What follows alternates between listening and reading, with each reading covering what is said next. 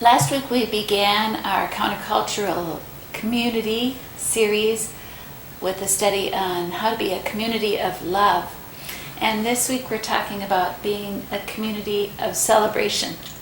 I don't know about you, but for me, a lot of the times that I celebrate, the times I remember celebrating, are centered around food.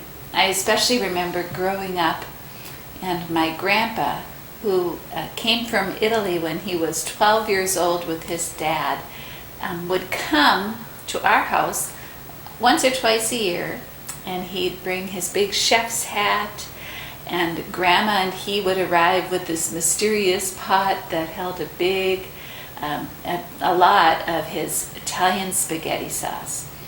And we would wait and wait. It seemed to take forever until Grandpa's spaghetti was done.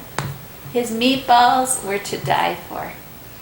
And I remember just as vividly as the wonderful taste and aroma of that meal as it was being prepared, the love that we felt coming from Grandma and Grandpa to us and to whatever cousins happened to be with us at the time.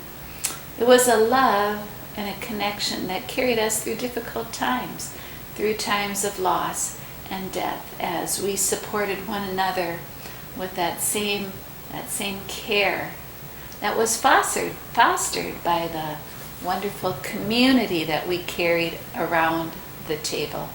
Now, not all of us have deep connections with family, and even among those who don't have family in the area, so often it's food that's able to bridge differences and help people to find commonalities and to get over some of the differences of beliefs that people might have.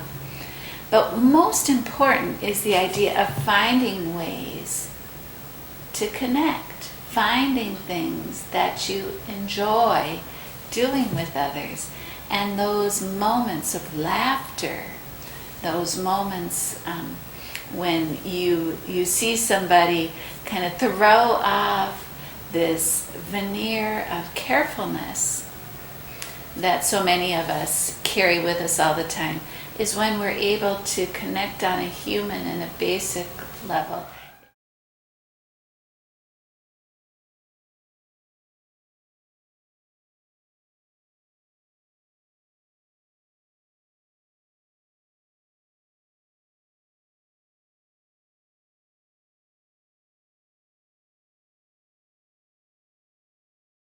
On Sunday mornings on public radio, there's a show called It's Only a Game.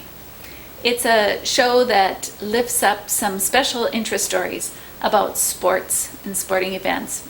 And one of the stories that I heard one Sunday morning as I was coming over to church was the story of Herman Melvin, a man who played for the Detroit Lions for a short time.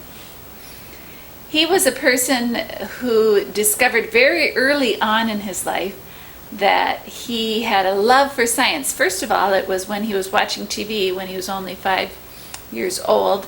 He was watching as Neil Armstrong landed on the moon. And everybody was so excited, and they were talking about the event and asking each other, are you going to be an astronaut when you grow up? Are you going to be an astronaut? And Herman Melvin was a black boy, and he said when he looked at the TV, he didn't see anyone that looked like him. So even though he held on to that dream, he wasn't as confident as others might be that it would happen. But another thing happened when he was young, and that was at Christmas time. He got, as a special Christmas present, a chemistry set.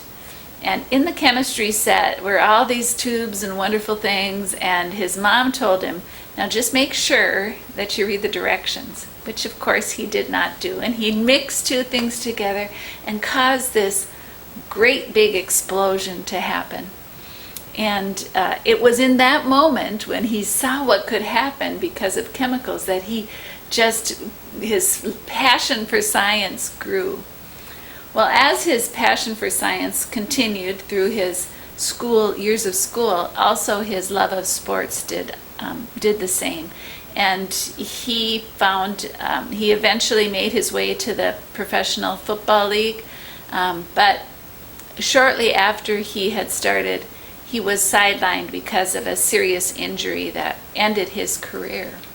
So he continued then on with this dream of becoming an astronaut, and was actually in one of the training sessions to be an astronaut when there was an equipment malfunction that caused his ears to not equalize correctly, put so much pressure on that one of his eardrums burst, and he was unable to continue. But a few years later, even though that dream he thought had died, he was told by a doctor for NASA that since he could equalize his ears in underwater, that he should be able to equalize his ears in the plane, and he was given another chance to be an astronaut. Something that personally motivated him. Personally, he was proud of himself, but he didn't realize how much it meant to the larger community until he was in a parade. It was a parade that was honoring John Glenn and other pioneers of space.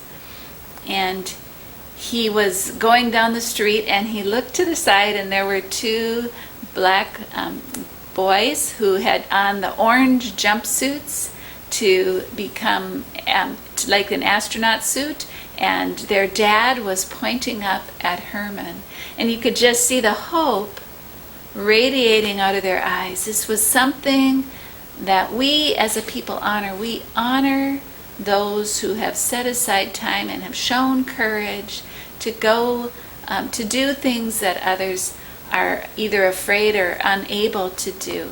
We honor people like Herman Melville, and they in turn give hope to others and motivate others to dream and to make their dreams become a reality.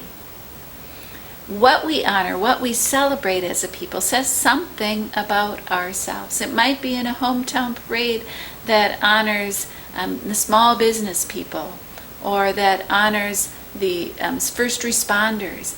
The things that we honor says something about us as a people.